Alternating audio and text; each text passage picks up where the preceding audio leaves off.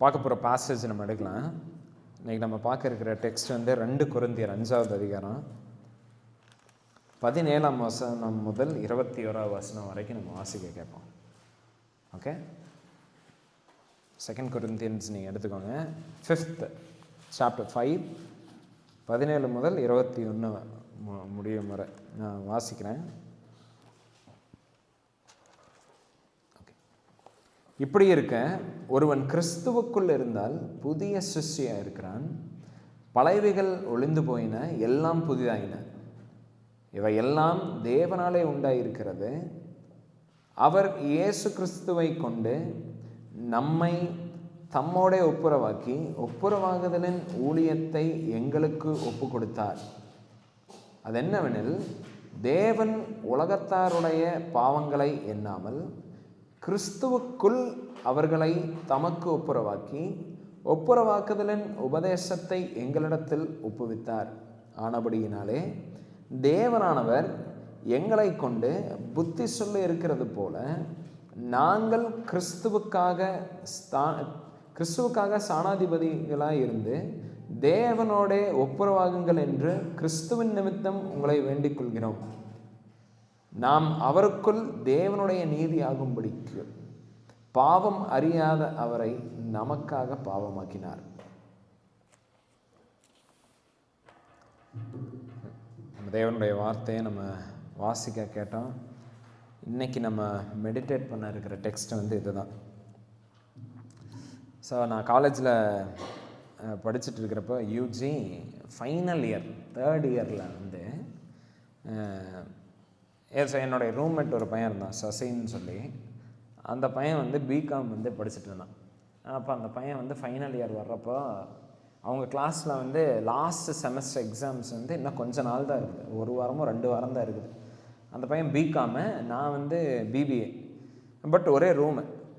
So இவனை வந்து இந்த லாஸ்ட்டு செமஸ்டருக்கு 2 வாரம் முன்னாடி கிளாஸில் வந்து அந்த கிளாஸ் டீச்சர் வந்து எல்லாத்தையும் பார்த்து கேட்குறாங்க, இந்த மாதிரி என்ன பிளான் உங்களுக்கு, இப்போ நீங்கள் ஒரு டிகிரி முடிக்க போகிறீங்க, முடித்ததுக்கப்புறம் இப்போ அடுத்தது என்ன பண்ணலான்னு இருக்கிறீங்கன்னு சொல்லி ஒவ்வொருத்தங்களாம் அப்படியே கேட்டுட்ருக்குறாங்க. ஒவ்வொருத்தன் ஒன்று சொல்லிகிட்டு இருக்கிறான். பிகாம் படிச்சிருக்கிறாங்க. இப்போ பிகாம் முடித்தா என்ன சொல்லுவான், நான் அக்கௌண்டன்ட் ஆகணும்பாங்க, இல்லைன்னா நான் ஒரு பிஸ்னஸ் ஸ்டார்ட் பண்ணுவேன், இல்லைன்னா ஒரு கம்பெனியில் வேலை செய்யணும், அந்த மாதிரிலாம் சொல்லுவாங்க. இந்த சசிங்கிற பையன் வந்து அவனுடைய டேர்ன் வரப்போ என்ன ஆகணும், நீ என்னப்பா ஆகணும் அப்படின்னு கேட்குறப்ப அவன் என்ன சொன்னான் அப்படின்னா, நான் டாக்டர் ஆகணும் அப்படின்னு சம்பந்தமே இல்லாமல் சொல்லி ஒரு பயங்கரமான ஷாக்கை வந்து அங்கே ஏற்படுத்திட்டான். எனக்கு இப்போ வந்து சிரிப்பை என்னால் ஓரளவுக்கு அடக்க முடியுது. பட் இது நடந்த அன்னைக்கு என்னால் இதை யாருக்கிட்டையும் சொல்லக்கூட முடியல. அந்த அளவுக்கு சிரிப்பு, அந்த அளவுக்கு வந்து அது கேட்கவே அது தமாஷாக இருந்துச்சு. எதுக்கு இதை நான் சொல்கிறேன் அப்படின்னா, பாருங்கள், ஒரு பர்பஸ்லெஸ் லைஃப், அதாவது ஒரு நோக்கம் இல்லாமல் ஒரு காரியத்தை நம்ம பண்ணுறப்போ அது எவ்வளோ காமிக்காக இருக்குது பாருங்கள், அது எவ்வளோ காமெடியாக இருக்குது அது பார்க்குறதுக்கு. பட் அது நமக்கு காமெடி, பட் அந்த பையனுடைய ஆங்கிள்லேருந்து நம்ம அதை பார்த்தோம்னீங்களா, அது ஒரு ட்ராஜடி. அது அவன் வந்து அவன் என்ன பண்ணுறானே அவனுக்கு தெரியல. அவனுடைய லைஃப்பை வந்து ஆக்சுவலாக வந்து அவன் மெஷர் பண்ணாமல் வேஸ்ட் பண்ணிட்டான். அவனுடைய லைஃப்பில் ஒரு பயங்கரமான ஒரு க்ரூஷியல் இயர்ஸை அவன் இழந்துட்டான். தப்பான எய்மு, மீனிங்லெஸ்ஸான ஒரு தப்பான ஒரு டைரக்ஷன் செட் பண்ணாமல் ஜஸ்ட் ஏதோ பண்ணுறமே அப்படின்னு சொல்லி இவ்வளோ நாள் என்ன நினச்சதை படித்தான்னு கூட தெரியல. ஃபஸ்ட் இயரில் வந்து அந்த எய்ம் இருந்துச்சுன்னா கூட பரவாயில்ல, 3rd இயர். ஸோ அவனோட என்டையர் அந்த டிகிரியோடைய பர்பஸே வந்து மிஸ் ஆயிடுச்சு. இன்னைக்கு கிறிஸ்டியன்ஸ் நம்ம இதே மாதிரி தான் நம்ம இருக்கிறோம். நம்மளை பார்த்து நீங்கள் என்ன எதை நோக்கி நீங்கள் பயணிச்சுட்டு இருக்கிறீங்க, what is your aim, what is your goal, what is your purpose அப்படின்னு கேட்டால் கிறிஸ்டியன்ஸாக இருக்கிற நமக்கு we don't have an answer.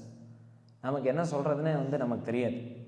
ஏன் why are we Christians, எதுக்கு நம்ம கிறிஸ்தவர்கள் இருக்குது, எதுக்கு சபைக்கு வரோம், towards what are we working, என்ன நமக்கு ஏதாவது ஒரு பர்டிகுலர் கோல் இருக்குதா, எதையாவது நம்ம கண்டு அடையிறதுக்காக நம்ம வந்து நம்ம என்ன பண்ண ட்ரை பண்ணிகிட்டு இருக்கோம், why are we all coming together, என்ன வாட் இஸ் ஹேப்பனிங். பாருங்கள், இன்றைக்கி ட்ராஜடி என்னென்னா Christians don't know their purpose. கிறிஸ்தவர்கள் வந்து அவங்க எதுக்காக அழைக்கப்பட்டிருக்கிறாங்கன்னு தெரியாமல் வாழ்ந்துட்டுருக்கோம். அண்ட் பாருங்கள், இது கிறிஸ்மஸ் சீசனாக இருக்குது. இயேசு கிறிஸ்துனுடைய பிறப்பை வந்து நம்ம செலிப்ரேட் பண்ணுறோம், நம்ம கொண்டாடிட்டு இருக்கிறோம். இதில் வந்து நிறைய ஜாய் இருக்குது. இதில் நிறையா வந்து நமக்கு சொந்தக்காரங்க நம்ம அழைக்கிறோம், நம்ம சொந்தக்காரங்க வீட்டுக்கு போகிறோம். ஸோ லைக் பல காரியங்களை வந்து நம்ம பண்ணிகிட்ருக்குறோம், சந்தோஷமான நல்ல காரியங்கள் நம்ம பண்ணிகிட்ருக்கோம். பட் பாருங்கள், கிறிஸ்மஸ் வந்து வருஷத்தில் இந்த மாதிரி ஒரு தடவை வர்றப்போ ஜீசஸ் பிறந்தார் அப்படின்னு சொல்லிட்டு அப்படியே கடந்து போய் அடுத்த கிறிஸ்மஸில் மறுபடியும் ஒரு ஸ்டாப் பண்ணுறதுக்காக கிடையாது. கிறிஸ்மஸ் வந்து தேவன் நமக்காக என்ன பண்ணாருங்கிறத நமக்கு நினைவூட்டுற ஒரு காரியமாக இருக்குது.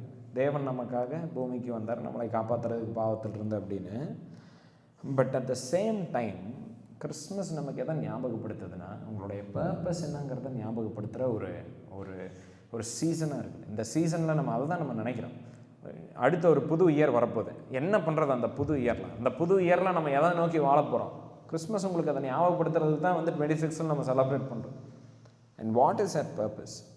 கிறிஸ்தவனுடைய பர்பஸ் என்ன? Why does he exist? என்ன ஆவி நம்ம கரெக்டாக நமக்கு தரப்பட்டிருக்கிற பொறுப்பில் நம்ம இருக்கிறோமா சோதிச்சு நம்ம பார்க்கணும். அண்ட் இன்றைக்கி நம்ம பார்க்க இருக்கிற டெக்ஸ்டில் நம்ம வந்து அதை தான் பார்க்க இருக்கிறோம். Our purpose, why are we here? ஆண்டவர் நம்மளை எதுக்கு கிறிஸ்தவர்களாக நம்மளை தெரிஞ்சு கொண்டிருக்கிறார்?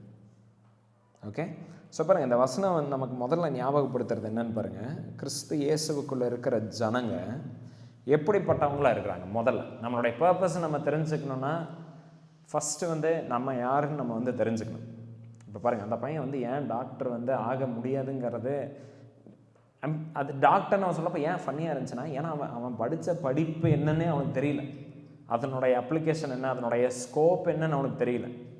Okay, so knowing our self first, நம்ம முதல்ல யாருங்கிறத நம்ம அண்டர்ஸ்டாண்ட் பண்ணால் தான் ஓகே நம்மளுடைய பர்பஸ் என்னங்கிறத நம்ம வந்து புரிஞ்சுக்கொள்ள முடியும் கரெக்டாக. ஸோ நம்ம யார் முதல்ல? Who are we? இயேசு கிறிஸ்துவ விசுவாசிக்கிறவர்கள் யார்? வசனம் சொல்லுது 17 பாருங்கள். இப்படி இருக்க ஒருவன் கிறிஸ்துவுக்குள் இருந்தால் புது சிருஷ்டியாக இருக்கிறான். ஓகே, ஸோ ஜீசஸை நீங்கள் பிலீவ் பண்ணுறீங்களா? இயேசு கிறிஸ்து எதுக்கு பூமிக்கு வந்தார்? ஏன் பெத்லஹேமில் அவர் பிறந்தார்? ஏன் தேவன் மனித அவதாரம் எடுத்து பூமிக்கு வந்தார்? வை? ஏன் வந்தார்? பாருங்கள், ஆதாமுடைய பிள்ளைகளாக தான் வந்து எல்லாருமே வந்து இருந்தாங்க. ஆதாமுடைய பிள்ளைகளாக நம்ம இருக்கிறப்போ ஆதாமுடைய இருதயத்தை கொண்டவர்களாக நம்ம இருந்தோம். நம்ம எல்லாம் ஆதாமுக்குள்ளே இருந்தோம். ஆதாமுக்குள்ளே இருக்கிற சுபாவம் தான் நமக்குள்ளே இருந்துச்சு. ஏன்னா ஆதாமுடைய சுபாவம் என்னது? தேவனுக்கு கீழ்ப்படியாமல் வாழ்கிற ஒரு வாழ்க்கை, தேவனுக்கு விரோதமாக எழும்புகிற ஒரு மனப்பான்மை, அண்ட் தேவனோட ஒரு பகை இருந்துச்சு ஆதாமுக்கு. என் தேவன் என்ன சொன்னாரோ அவன் வந்து கேட்கல, பாவத்தில் விழுந்தான். தேவன் செய்யக்கூடாதுன்னு சொன்னதை வந்து விரும்பி கேர்லெஸ்ஸாக ஃபூலிஷாக அந்த காரியங்களை வந்து அவன் பண்ணான். அண்ட் அதனால் அந்த பாவம் வந்ததுனால நம்ம எல்லாத்துக்குள்ளேயுமே நேச்சுரலாக பிறவியிலிருந்தே தேவனுக்கு விரோதிகளாகவே நம்ம இருந்தோம். தேவனுக்கு பிடிக்கிறது எதுவுமே நமக்கு பிடிக்காது. ஜீசஸ் ஏன் தெரியுமா பிறந்தார்? அவர் வந்து 2வது ஆதாமா, அதாவது கடைசி ஆதாமா அவர் வந்து பிறக்கிறார். ஏன்னா அவருடைய பிறப்பு எதை வந்து நினைவூட்டுதுன்னா, எதனுடைய பிகினிங்கை மார்க் பண்ணுதுன்னா, ஒரு புது சிருஷ்டியை அவர் உருவாக்குறார். ஸோ ஆண்டவர் வந்து ஒன்றுமே இல்லாமல் இருந்துச்சு, ஆதியில் எதுவுமே இல்லை, ஆண்டவர் வெளிச்சம் உண்டாகுது அப்படின்னாரு, அண்ட் வெளிச்சம் உண்டாகுச்சு. பார்த்தீங்களா? அது மாதிரி ஒரு கிரியேஷனை, ஒரு புது சிருஷ்டியை உருவாக்குறதுக்கு இயேசு கிறிஸ்து பூமிக்கு வந்தார். அதுதான் வந்து லைக் ஜீசஸ் வந்து பண்ணுறாரு. ஜீசஸ் பூமிக்கு வந்து அவர் என்ன பண்ணுறாரு தெரியுங்களா? எல்லாத்தையும் புதுமையாக்குறாரு. அவர் வந்து பெட்டர் ஆக்கலை, இன்னும் வந்து இப்போ ஆல்ரெடி இருக்கிறத இன்னும் ஒரு பெட்டர் ஆக்கலை, இன்னும் சிறந்ததாக அவர் பண்ணல, இம்ப்ரோவைஸ் பண்ணல. He makes things new, he creates new, ஒரு ஒரு ஒரு ஒரு நியூ கிரியேஷன், ஒரு நியூ கிரியேஷன் ஆர்டர் அவர் வந்து செட் பண்ணுறாரு. அண்ட் என்ன நியூ கிரியேஷனு?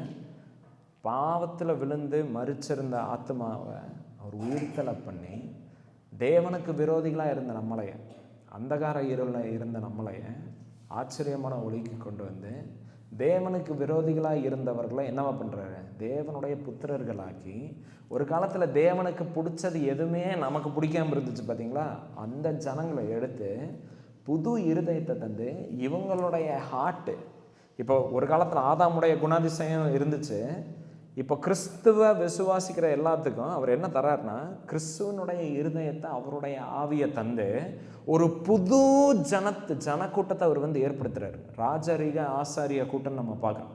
கர்த்தர் தமக்குன்னு தெரிந்து கொள்ளப்பட்ட ஜனமாகும். அண்ட் இந்த ஜனங்கள் அவர் வந்து ஏற்படுத்துறாரு.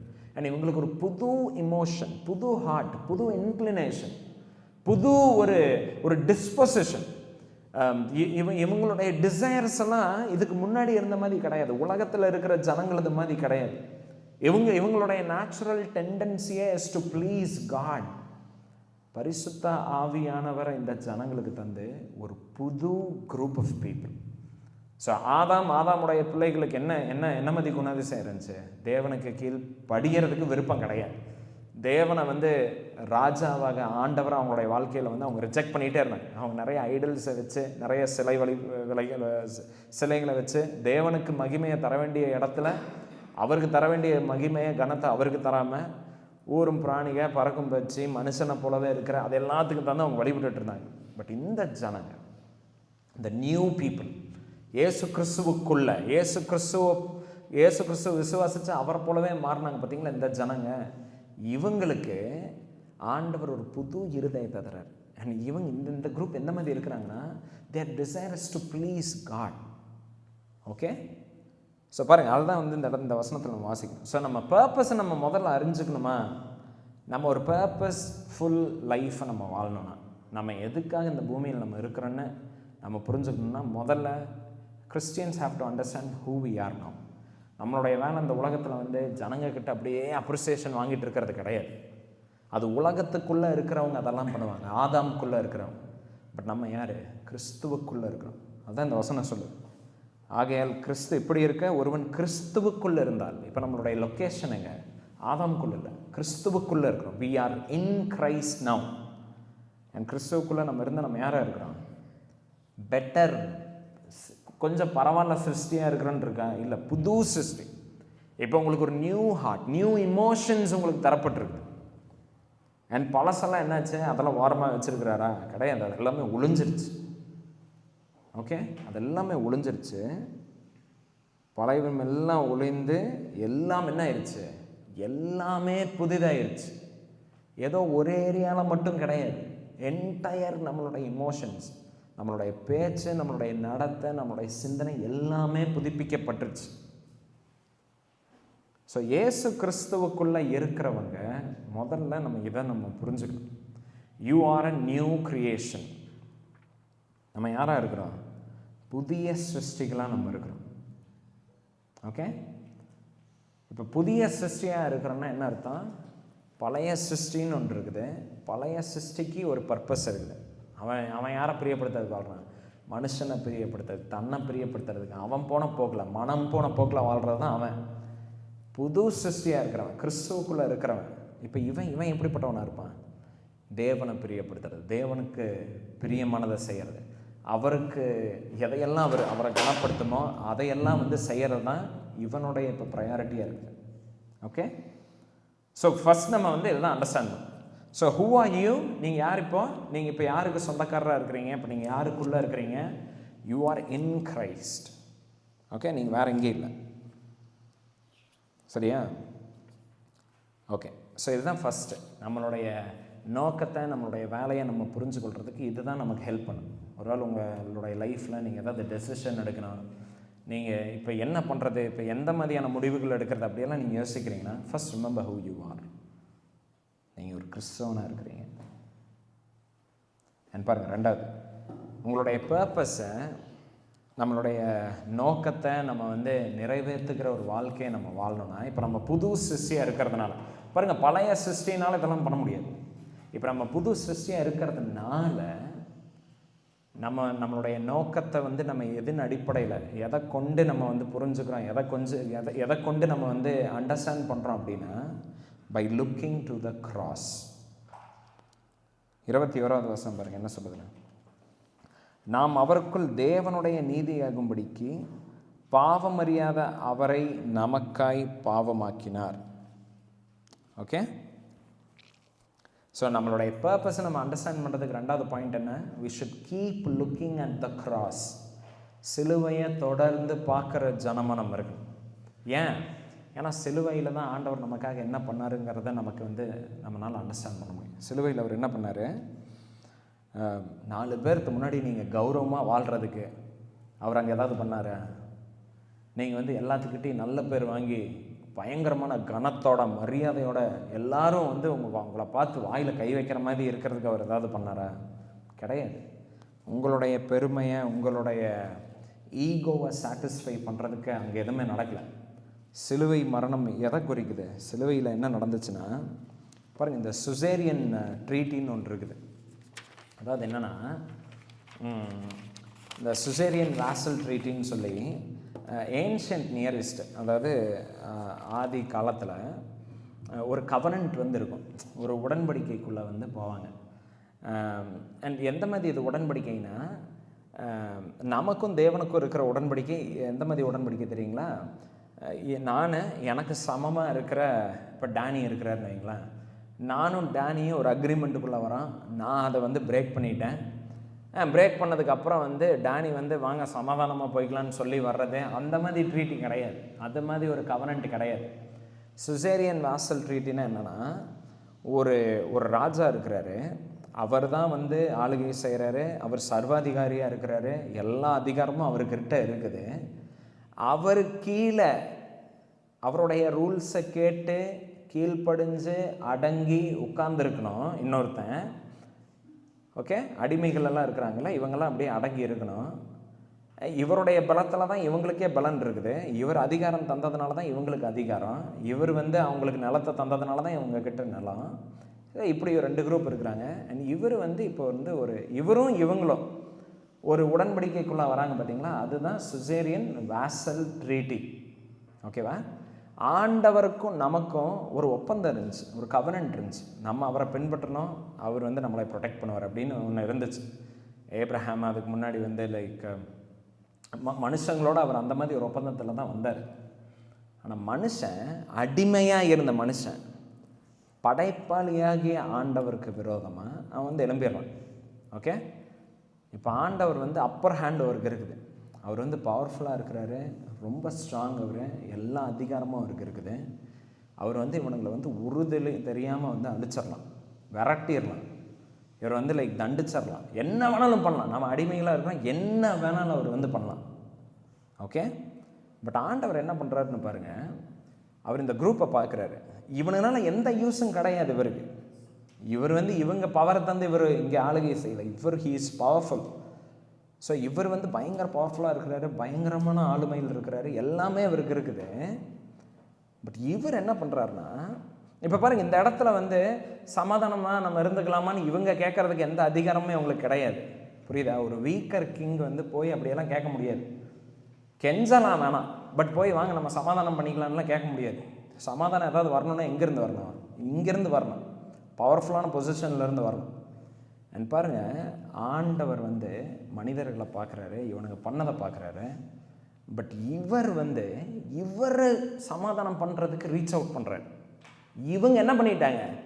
மனுஷங்களாக இருக்க நம்ம என்ன பண்ணிட்டோம்? தேவனுக்கு விரோதமாக எழும்புனது இல்லாமல் அவருக்கு விரோதமாகவே வாழ்ந்துட்டு இருக்கிறோம். அதை நம்ம கண்டுக்கவே கிடையாது. அவருக்கு நம்ம துரோகம் பண்ணியிருக்கிறோம், அவருக்கு கீழ்ப்படியாமல் இருக்கிறோம், அவருக்கு மறுச்சிருக்கிறோம், தேவனற்றவர்களாக இருக்கிறோம், நம்ம பாட்டுக்கு இருக்கிறோம், ஜாலியாக இருக்கிறோம். நமக்கு அதனுடைய கான்சிக்வன்ஸ் தெரியல. அண்ட் இதுக்கு பின்னாடி ஒரு கான்சிக்வன்ஸ் இருக்குது. இவர் வந்து நம்மளை வந்து லைக் விடமாட்டார் சும்மா. நம்ம பாட்டுக்கு ஜாலியாக இருக்கிற, எதுவுமே நடக்காத மாதிரி. பட் ஆண்டவர் என்ன தெரியுமா பண்ணுறாரு? இந்த நிலைமையில கூட நம்ம அவரை கூப்பிடல, நம்ம அவரை கேட்கல, நம்ம தேவை அவருக்கு இல்லை, எதுவுமே இல்லை. அவர் என்ன பண்ணுறாருன்னா, அவர் ஒப்புரவாகுதலுக்கு அவர் வரார். He takes initiative, he comes, அவர் வராரு. பாருங்கள், ஆடம் அண்ட் ஈவோடைய அந்த ஏதேன் தோட்டத்தில் கூட நம்ம அதுதான் பார்க்குறோம். ஆதாம் வந்து போய் ஆண்டவரே நான் இந்த மாதிரி பண்ணிட்டேன் அப்படின்னு அவன் நிற்கல, அவன் போய் ஒளிஞ்சிட்டு இருக்கிறான். ஆண்டவர் வராரு, ஒரு சாயங்கால வேலையில், ரொம்ப குளிர்ந்த வேலையில் அவர் வராரு. அவர் தான் ரீச் அவுட் பண்ணுறார். ஆதாம் எங்கே இருக்கிற, நீ வா, இப்படியே ஒளிஞ்சு வாழ முடியாது என்கிட்ட இருந்து. அண்ட் அவர் ஒரு பலியை செலுத்துறார். அவர் வந்து அந்த அந்த அந்த லெதரை வந்து அவனுக்கு வந்து போட்டு விட்றாரு. அவனுக்குன்னு கவர் பண்ண அந்த துணியெல்லாம் வந்து வாடிருச்சு, ஏன்னா இலையில பண்ணியிருக்கிறான்.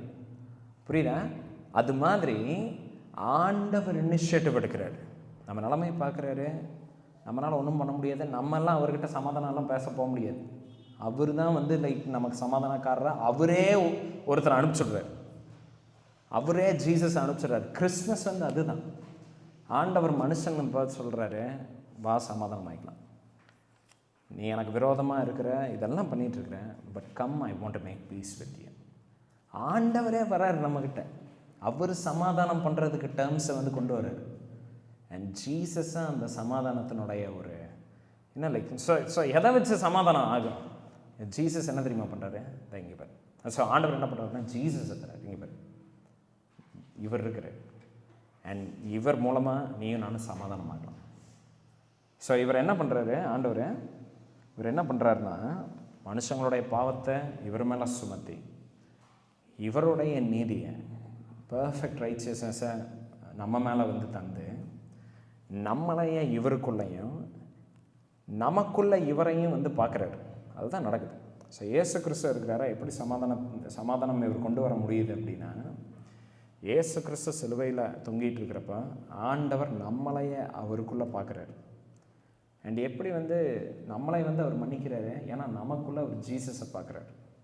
ஓகே, ஸோ இது மூலமாக சமாதானத்தை ஆண்டவர் வந்து கொண்டு வந்துடுறாரு. இது மூலமாக ஒப்புரவாக்குதல் நிறைவேறுது. இப்படித்தான் வந்து அந்த ஒப்புரவாதல் வந்து முடியுது. அண்ட் இன்னைக்கு நமக்கு வந்து பர்பஸ் இருக்குது பார்த்தீங்களா? நமக்கு நம்பிக்கை இல்லை, நம்மளுடைய கோல், நம்மளுடைய எய்ம், அதையெல்லாம் நம்ம நினைவு கூறணும்னா நம்ம எங்கே பார்க்கணும் தெரியுமா? கிராஸை நம்ம ரெகுலராக பார்க்கணும். கிறிஸ்தவர்களாக நம்ம ஏன் எய்ம்லெஸ்ஸாக இருக்கிறோம்? ஏன் ஈஸியாக ஐயோ மனுஷங்க என்னை பற்றி என்ன நினைப்பாங்க, ஐயோ 4 பேர் முன்னாடி வாழ்ந்து காட்டணும், ஐயோ அவங்க கிட்ட நல்ல பேர் வாங்கணும், இவங்க கிட்ட நல்ல பேர் வாங்கணும் அப்படின்லாம் ஏன் நமக்கு தோணுது தெரியுமா? ஏன் நமக்கு அதெல்லாம் ஒரு பெரிய கோலாக, பெரிய எய்மாக நமக்கு இருக்குதுன்னா, ஏன்னா நம்ம சிலுவையை பார்க்கறது கிடையாது. சிலுவையை பார்த்தீங்கன்னா தெரியும் ஆண்டவர் உங்களுக்காக என்ன பண்ணியிருக்கிறார். ரெகுலராக நீங்கள் கிராஸை பார்த்துட்டு இருந்தீங்கன்னா உங்களுக்கு தெரியும் எது பிரதானம், எதுக்காக நீங்கள் வாழணும், எதை நீங்கள் பிரதானப்படுத்தணும், எதை முக்கியப்படுத்தணும். அதாவது நம்ம எந்த அளவுக்கு இப்போது மட்டம் ஆகிட்டோன்னா, முக்கியமாக இந்த சோஷியல் மீடியாலாம் இன்னும் வந்ததுக்கப்புறம் ஒரு லைக்குக்காக நம்ம பண்ணுற இந்த இன்ஸ்டாகிராம்லாம் நம்ம வந்து பார்ப்போம். அதாவது ரொம்ப ரிஸ்க் எடுத்து ரொம்ப எட்ஜில் போய் நின்று ஒரு ஃபோட்டோ எடுக்கிறது, இந்த டேர் டெவில் ஸ்டண்ட்டெல்லாம் பண்ணுறது, யாருமே ஏறக்கூடாத ஹைட்டில் வந்து ஏறி ஒரு செல்ஃபி எடுக்கிறது, அதெல்லாம் பண்ணி சத்தறது, கடைசியில் அங்கேருந்து விழுந்து. எதுக்கு அதெல்லாம் பண்ணுறாங்க தெரியுமா?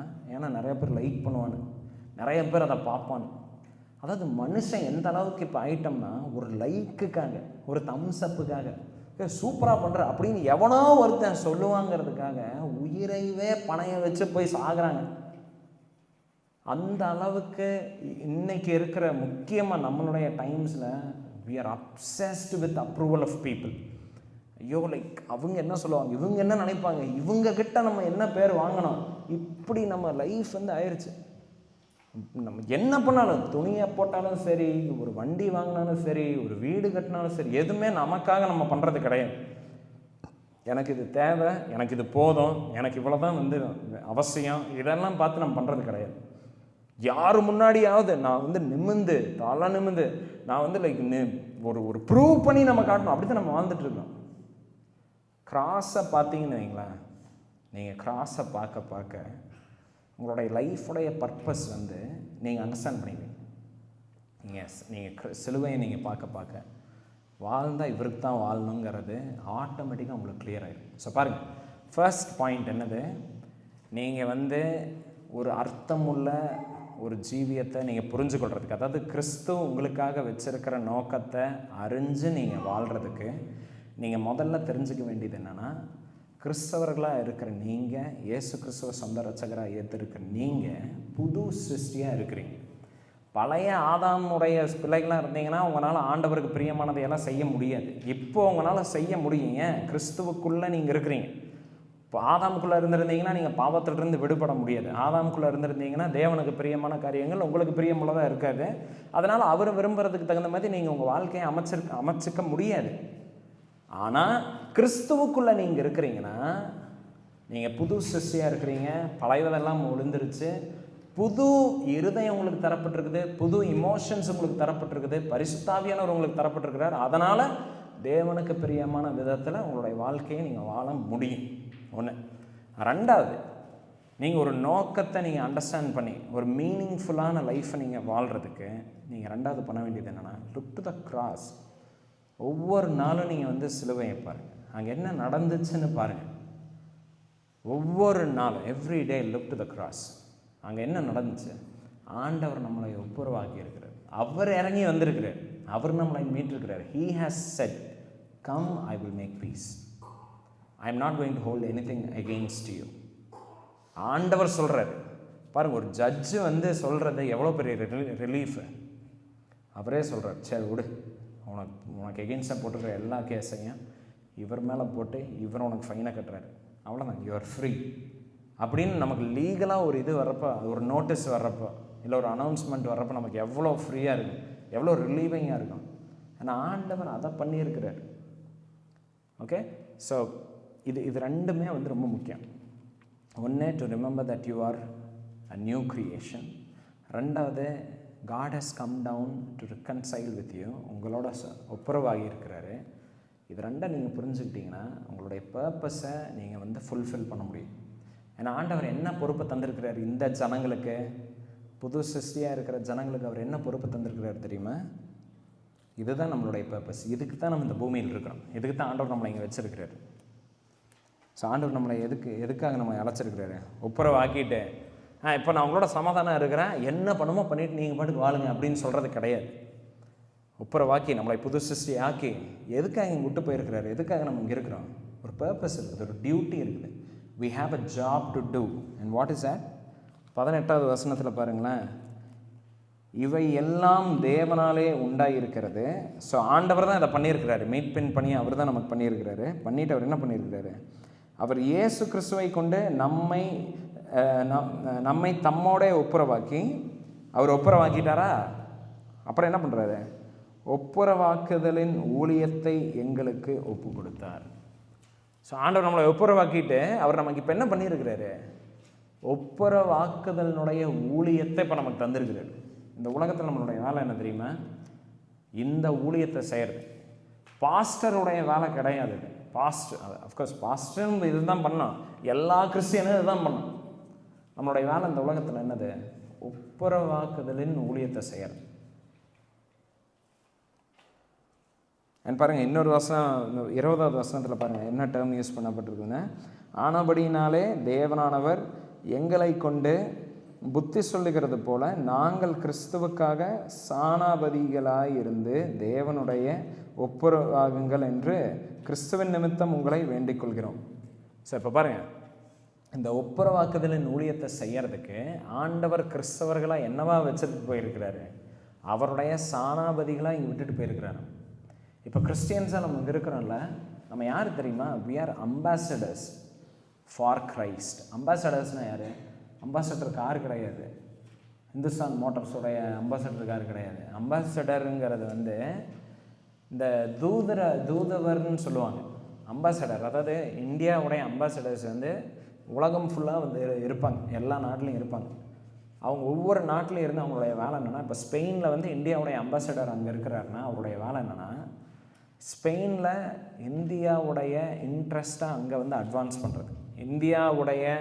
இந்தியாவுடைய நோக்கம் என்ன, இந்தியா எதை விரும்புது, இந்தியா என்னத்தை அக்கம்ப்ளிஷ் பண்ண பார்க்குது, இந்தியாவுக்கு விரோதமாக அங்கே ஏதாவது இருந்துச்சுன்னா அதை இங்கே ரிப்போர்ட் பண்ணுறது.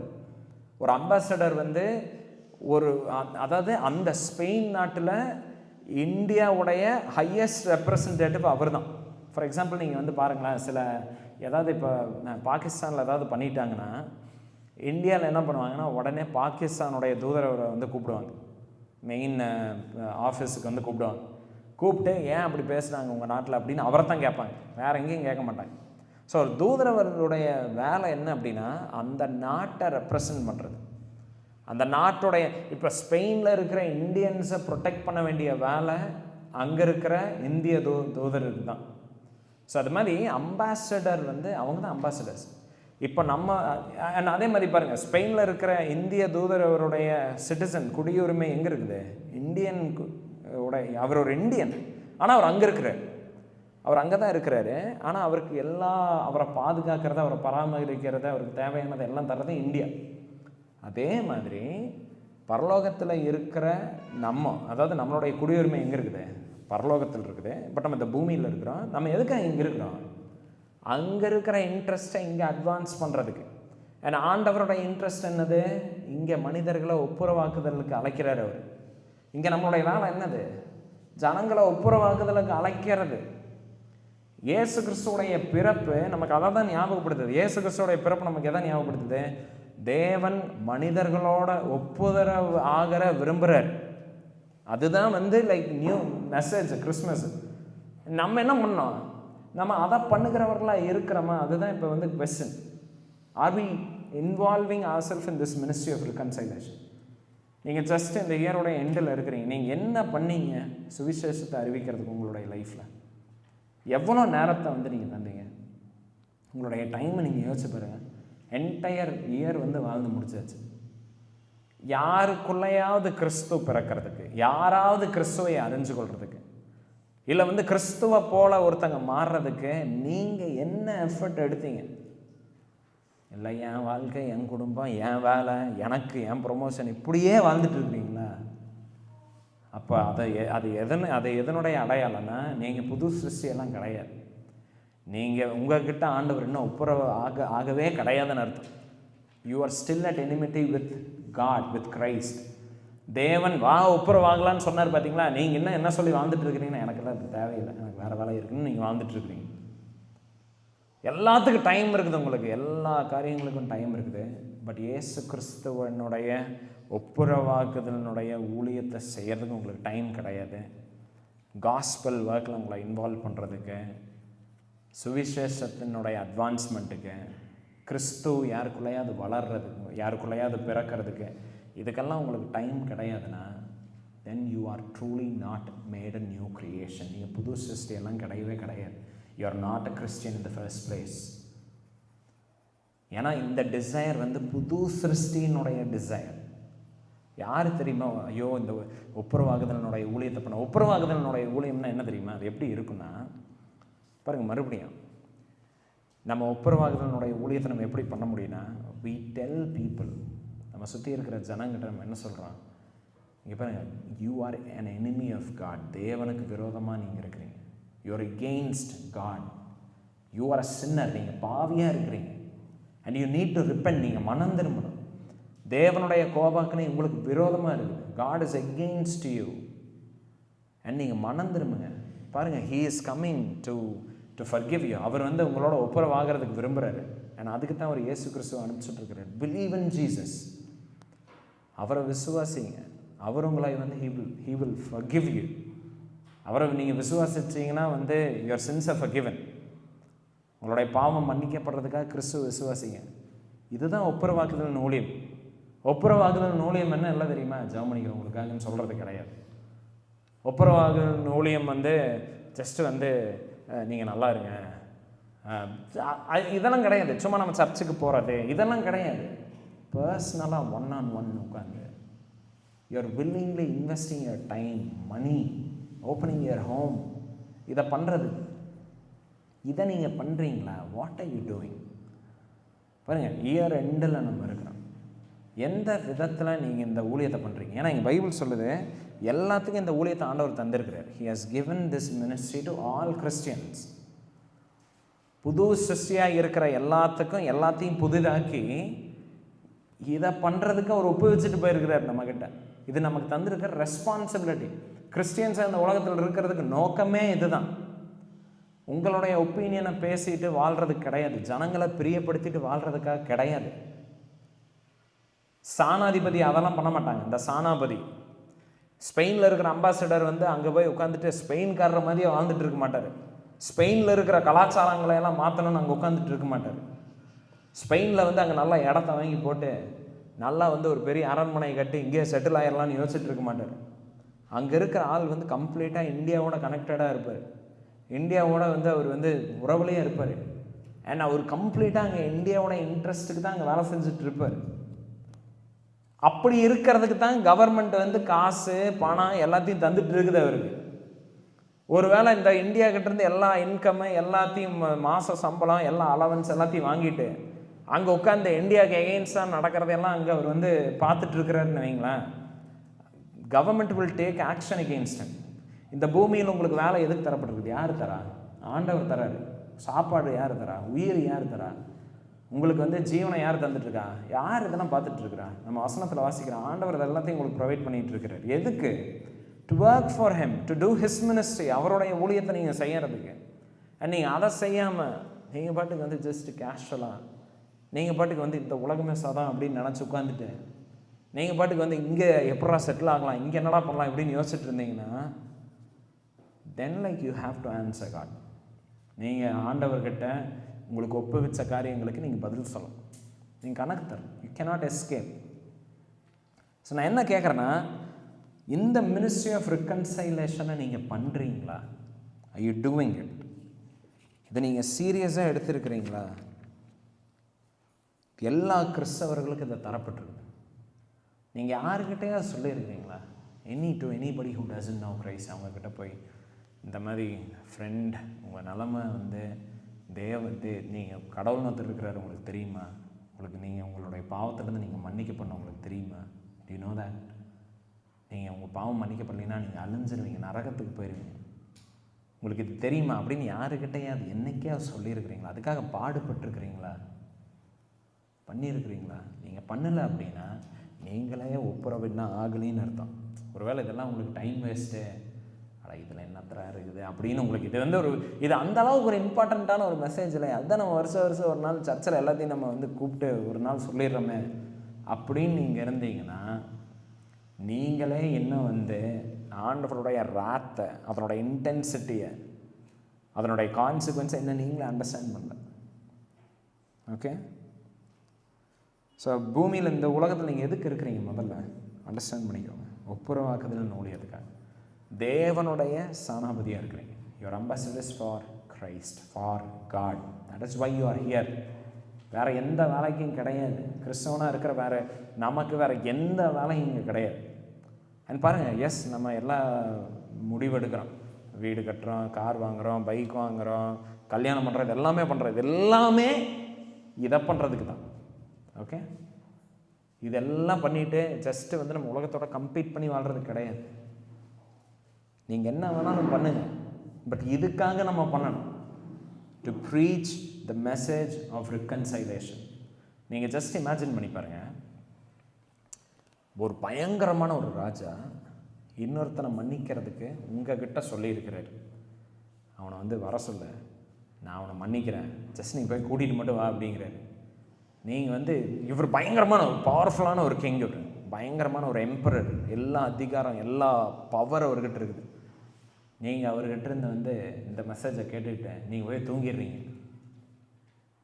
அண்ட் இப்போ வந்து கடவுள் வந்து லைக் இந்த ராஜா வந்து அவன் மேலே எடுக்க வேண்டிய நியாயமான தண்டனை எடுக்கிறாரு, அவனை வந்து அழிச்சிட்றாரு. பட் இதுக்கு ஒரு விதத்தில் வந்து லைக் நம்ம ரெஸ்பான்சிபிள், கரெக்ட்? ஏன்னா நமக்கு தரப்பட்ட வேலையை நம்ம பண்ணியிருந்தோம்னா அவன் மனம் திரும்பியிருப்பான். இப்போ பாருங்கள், நம்ம சொன்னதுக்கு அப்புறமா அவன் வரலைன்னா அது அவன் பாடு, அது அவன் பிரச்சனை. பட் பாருங்கள், நமக்கு அப்படிப்பட்ட ஒரு ஒரு ஒரு மினிஸ்ட்ரி இருக்குது. எவ்வளோ ஒரு நோபலான மினிஸ்ட்ரின்னு பாருங்களேன். மத்தேயு 5:9 சொல்லுது, சமாதானம் பண்ணுகிறவர்கள் பாக்கியவான்களாம். அண்ட் நம்மளுடைய வேலை என்ன இந்த பூமியில்? என்னது? To make peace. ரோட்டில் 2 பேர் சண்டை போட்டுட்டு இருக்காங்க, போய் பிரித்து விடுறது, அந்த சமாதானம் இல்லை இங்கே பைபிள் சொல்கிறது. ரொம்ப நாள் வந்து அப்படி வந்து நான் நினச்சிட்டு இருந்தேன். 2 பேர் கிளாஸில் அடிச்சுக்கிறாங்கன்னா, விட்றா விட்றா விட்றா விட்றா பார்க்கலாம் விட்றா அப்படின்னு சொல்லிட்டு சமாதானம் பண்ணிவிட்டு இன்றைக்கி நான் இன்றைக்கி பாக்கியவான் அப்படின்னு நினச்சிட்டு இருந்தேன். பாருங்கள், அது ஒரு விதத்தில் நல்லது தான். பட் மெயினாக இங்கே அதை சொல்லலை. தேவனுக்கு மனுஷனுக்கு தேவனுக்கு விரோதமான பகை இருக்குது. அந்த பகைக்கு நடுவில் நம்ம போய் இயேசு கிறிஸ்துவை காட்டி அங்கே சமாதானத்தை உண்டாக்குறோம் பார்த்தீங்களா, அவங்க பாக்கியவான்கள். என் வசனம் என்ன சொல்லுதுன்னு பாருங்கள், அவர்கள் தேவனுடைய புத்திரர்கள் எனப்படுவார்கள். யார் யார் தேவனுடைய புத்திரர்கள்? சமாதானத்தை சுவிசேஷத்தை அறிவிச்சு இந்த ஒப்புரவாகுதல் ஊழியத்தை செஞ்சு சமாதானத்தை கொண்டு வரோம் பார்த்தீங்களா, இவங்க தான் தேவனுடைய புத்திரர்கள் எனப்படுவார்கள். புரியுதா? சும்மா நம்ம வந்து லைக் கிறிஸ்டியன் பேரை வச்சுட்டு நம்ம தேவனுடைய புத்திரர்கள் நம்மளே சொல்லிக்க முடியாது. ஸோ நீங்கள் உங்களையவே ஜஸ்ட்டு கேட்டு பாருங்கள், R you doing this ministry? இந்த ஊழியத்தை நீங்கள் பண்ணுறீங்களா? ஆண்டவர் உங்களுக்கு தந்து உங்ககிட்ட எதிர்பார்க்குறது அதுதான். பாருங்கள், நிறைய டைம் வந்து கடவுள் என்கிட்ட என்ன விரும்புகிறாருன்னே தெரியலையே, நான் என்ன செய்யணுன்னே தெரியலையே அப்படின்ட்டுலாம் இருப்பாங்க. ரொம்ப பிளெயினாக கிளியராக டேரெக்டாக இருக்குது. ஒப்புரவாகுதல் ஊழியத்தை நீங்கள் செய்யுங்க அப்படின்னு. இப்போ செய்வீங்களா மாட்டிங்களா? அதுதான் இப்போ கேள்வி. அண்ட் கிறிஸ்டியன்ஸை நம்ம என்ன பண்ணணும்? நம்ம செய்யணும். கிறிஸ்மஸ் நமக்கு அதை தான் ஞாபகப்படுத்துது. Do it. எப்போ? 25 கிறிஸ்மஸுக்காக வருஷம் பூரா வெயிட் பண்ணிகிட்டு இருக்கக்கூடாது கேலண்டரில். எப்படா அந்த நாள் வரும், அன்னைக்கு இந்த ஒப்புரவாகுதல் ஊழியத்தை செய்வேன், அது கிடையாது.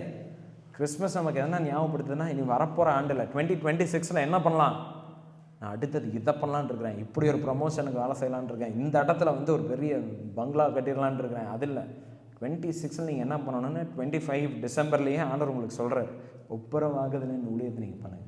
கோ preach the gospel, call people to Christ, peace, சமாதானத்தை செய்கிறவர்களாக நீங்கள் இருங்க.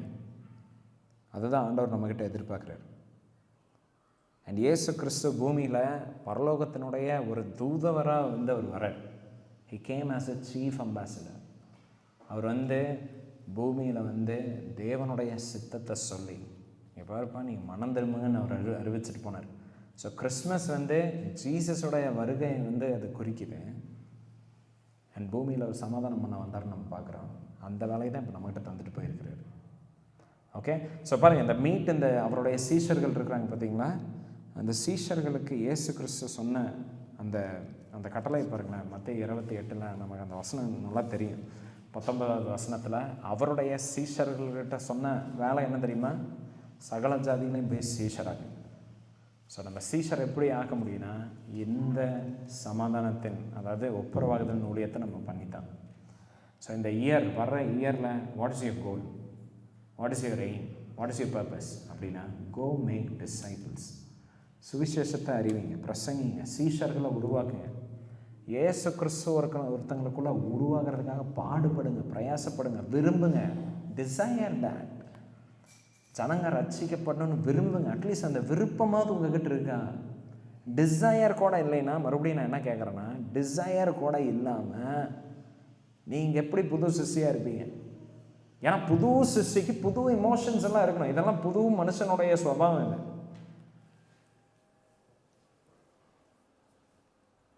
ஸோ சகல ஜாதியிலையும் சீஷர் ஆக்குங்கன்னு ஆண்டவர் நமக்கு சொல்லியிருக்கிறார். அண்ட் இந்த இயரில் ஐ ப்ரே, என்னுடைய ப்ரேயர் என்னென்னா, நம்ம சர்ச்சில் that we go and preach the gospel. நம்ம சர்ச்சில் வந்து நம்மளும் இன்டென்ஷனலாக அதை பண்ணணும்னு வர்ற இயரில் we are praying, we desire that. நீங்களும் இண்டிவிஜுவலாக உங்களுடைய உறவினர்கள் மத்தியில், உங்களுடைய நண்பர்கள், நீங்கள் வேலை செய்கிற இடத்துல ப்ரீச் த காஸ்பல். காஸ்பல் மெசேஜை வந்து சொல்லுங்கள். நீங்கள் கிறிஸ்டியன்னே சொல்கிறதுக்கு வெக்கப்பட்டு இருக்கிறீங்க அப்படின்னா, imagine how pathetic your situation is. நீங்களே மறந்துடணும். கிறிஸ்தவன்னு சொல்கிறதுக்கு இன்னைக்கு வரைக்கும் ஒப்புரவாகுதல் ஊழியத்தை விடுங்க, அது அங்கே இருக்குது. அட இன்னும் கிறிஸ்டியன்னு சொல்கிறதுக்கு கூட தைரியம் வரல. நீங்கள் வந்து வேலைக்கு போகிறீங்களா, பக்கத்தில் இருக்க இன்னொரு கிறிஸ்டியன் உங்களுக்கு யாருன்னு வந்து தெரியாது. நீங்கள் தங்குற இடத்துல அக்கம் பக்கத்தில் இருக்கிற நபர்கள் உங்களுக்கு தெரியுமா? கிறிஸ்தவர்கள் உங்களுக்கு தெரியுமா? இல்லை வந்து சுவிசேஷத்தை அறிவிக்கிறதுக்கு நீங்கள் ஏதாவது பண்ணுறீங்களா? அதுக்காக பணத்தை செலவு பண்ணுறீங்களா? உங்களுடைய பக்கத்தில் நெய்பர்ஸுக்கு வந்து காஸ்பலை ப்ரீச் பண்ணுறதுக்கு. ஸோ அவங்கள பார்த்தா சிரிக்கிறீங்களா? அவங்களுக்கு ஹாய் சொல்கிறீங்களா? பார்த்து சிரிக்க கூட இல்லைன்னா அப்புறம் எப்படி வந்து அவங்க உங்ககிட்ட வந்து ஒப்புரவாகுதல் ஊழியத்தை உங்ககிட்ட இருந்து அவங்க எப்படி தெரிஞ்சுக்குவாங்க? அதனால் வந்து கிறிஸ்டியன்ஸாக நம்ம we should be the most friendly people.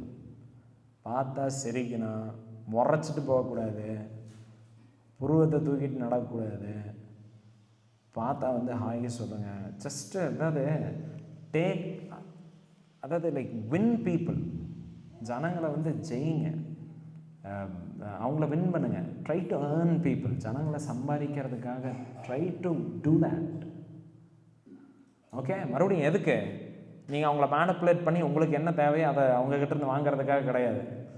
ஒரு 1 லட்ச ரூபா கடன் வேணும், அதுக்கு ஒருத்தனை ஆள் பிடிக்கிறது, அதுக்கு அந்த மாதிரி ஆள் பிடிச்சிட்டு இருக்காதீங்க. ஓகேவா? அந்த மாதிரி ஆள் பிடிச்சிங்கன்னா அது வந்து அது உங்களுக்காக நீங்கள் பண்ணிகிட்ருக்கிறது. எதுக்கு நீங்கள் அதை பண்ணணும் அப்படின்னா, to win him to Christ, கிறிஸ்துவை காட்டுறதுக்கு, தேவனுடைய நற்செய்தியை அவனுக்கு அறிவிக்கிறது. ஓகே, ஸோ கிறிஸ்டியன்ஸை நம்ம வந்து லோன்லி பீப்புளாக, இந்த லோன் உல்ஃப் அப்படிம்பாங்க, ஓனாயாமா தனியாக சுற்றிக்கிட்டு இருக்கோம், அந்த மாதிரி நம்ம இருக்கக்கூடாது. நம்ம போகிற இடத்துல அந்த இடம் வந்து த்ரைவ் ஆகணும். We must make friendship. அந்த இடத்துல ஒரு கம்யூனிட்டியை நம்ம பில்ட் பண்ணணும். பீப்புள் நம்மளோட டிஸ்அக்ரி பண்ணலாம், தட்ஸ் ஓகே. பட் நம்ம அன்ஃப்ரெண்ட்லி பீப்புளாக, ரூடாக, ஐயோ இவங்ககிட்ட பேசவே முடியாது, அந்த மாதிரி நம்ம இருக்கக்கூடாது. அப்ரோச்சபிளாக இருக்கணும். அதனால் வந்து வர்ற இயரில் work for all those things. மறுபடியும் நீங்கள் ஜீசஸ் நீங்கள் நினச்சி பாருங்க. இயேசு கிறிஸ்து பூமியில் மனித அவதாரம் எடுத்து குழந்தையாக நம்ம கூட வராது. எதுக்கு? நம்மளோட பழகிறதுக்கு, நம்மளோட வந்து வாழ்கிறதுக்கு, நம்மளோட இருக்கிறதுக்கு. மறுபடியும் நம்ம லாஸ்ட் வீக்கே நம்ம வந்து பார்த்தோம், ராஜாவாக பிறந்திருக்கலாம், பட் நம்ம யாராவது அவர்கிட்ட போயிருந்துருக்க முடியுமா? முடியாது. He came as a common man, just நம்மளோட ஒருத்தனா. யார் மெய்ப்பர்களெல்லாம் ஜஸ்ட் ரோட்டில் அங்கே எங்கேயோ மேய்ச்சிட்டு இருக்காங்க, டக்குன்னு வந்து பார்க்குற தூரத்தில் கிறிஸ்து வந்தார். அண்ட் கிறிஸ்டியன்ஸாக நம்ம அதுதான் ஒப்புரவாகுதல் பண்ணணும்னா அப்படி தான் வரணும். அண்ட் நம்ம ஒப்புரவாகுதல் ஊழியத்தை பண்ணுற நம்ம, we should be willing to go down. நம்மளை தாழ்த்துறதுக்கு நம்ம பழகணும். நம்ம வந்து லைக் நம்மளை விட்டு தரணும், சிரிக்கணும், பி ஃப்ரெண்ட்லி, ஹாய் சொல்லுங்கள், நல்ல ஒரு ரிலேஷன்ஷிப்பை மெயின்டைன் பண்ணுங்கள். நமக்கு என்ன ரெப்யூட்டேஷன் இருக்கக்கூடாதுன்னா, இவங்கிட்ட மட்டும் நம்ம பேசிடவே கூடாது, இவங்கிட்ட வந்து இவன் சொல்கிறதுக்கு மாறான ஒரு கருத்தை சொன்னால் இவன் வந்து உடனே குறவழி கடிச்சு வச்சிருவான், அந்த மாதிரி நம்ம இருக்கக்கூடாது. டிஸ்அக்ரி பண்ணிட்டு அது பிரச்சனையே இல்லை, நம்ம சொல்கிறத அவங்க ஏற்றுக்கணும்னு தேவையே கிடையாது. But they should be willing to disagree. We should be willing to accept that disagreements. அங்கே ஏற்றுக்கலையா, that's okay வாஸ், ஒன்றும் பிரச்சனை இல்லை. ஓகே, ஸோ அது மாதிரி நம்ம இருக்கணும். All for the sake of the gospel. இதெல்லாம் எதுக்கு நம்ம பண்ணுறோம்? சார் டானி செம்ம சூப்பர் டைப் அப்படின்னு பேர் வாங்குறதுக்கு கிடையாது. மறுபடியும் இது இன்னொரு பிரச்சனை இருக்குது, அது கிடையாது. எதுக்கு அப்படின்னா, ஒப்புரவாகுதல் ஊழியத்தை செய்கிறது. ஓகே, ஆண்டவர் நமக்கு தந்திருக்கிற பொறுப்பை ஜஸ்ட் நீங்கள் நினச்சி பாருங்கள், எவ்வளோ பெரிய மேன்மையான ஒரு பொறுப்பு பாருங்கள், எவ்வளோ மகத்துவமான பொறுப்பு. அண்ட் நம்ம அதை சீரியஸாக எடுத்துக்கிறோமா? ஆண்டவர் அழைக்கிறார், எல்லா ஜனங்களையும் பார்த்து சொல்கிறார், கம் டு மீ, வாங்கிட்ட வாங்க, உங்களுக்கு I will give you rest. Eternal life அவர் தரார், நித்திய ஜீவனை தரார். அவர் வந்து லைக் நம்ம நீதிமொழிகள் நம்ம வாசிக்கிறோம்ல, ஞானம் வந்து கூப்பிடுதாமா, நீங்கள் தண்ணி நீங்கள் காசு தர தேவையில்லை, தண்ணிக்கு சாப்பாட்டுக்கு நீங்கள் வந்து எதுவும் தர தேவையில்லை, ஃப்ரீயாக தரேன், வந்து சாப்பிடுங்க அப்படிங்கிறாரு. அப்படின்னு வந்து ஞானம் வந்து நின்று கூப்பிடுதாமா. ஆண்டவர் அது மாதிரி ரட்சிப்பை இலவசமாக தர்றாரு. ஜஸ்ட்டு வந்து லைக் வந்து வந்தால் போதும், ஆண்டவர் வந்து தந்துடுவார். அண்ட் இப்படி ஒரு ரட்சிப்பை நம்ம இலவசமாக பெற்றுக்கிட்டோம். நம்ம எப்படி இதை பற்றி சொல்லாமல் ஜனங்களை, இன்னொரு பசியாக இருக்கிறவனை, இன்னும் தேவையில் இருக்கிறவன் நம்ம பார்க்குறோம், நம்ம இதை எப்படி நம்ம சொல்லாமல் கடந்து போக முடியும்? அதனால் வந்து இந்த இயரில் we should take evangelism a lot seriously. ரொம்ப இன்டென்ஷனலாக நம்மளுமே சர்ச்சாக அதில் க்ரோ ஆகணுங்கிறது என்னுடைய டிசைன். ஆண்டவர் நம்மளுடைய எஃபர்ட்ஸ் வந்து ப்ளஸ் பண்ணட்டும். நம்ம ஜெபிக்கலாம்.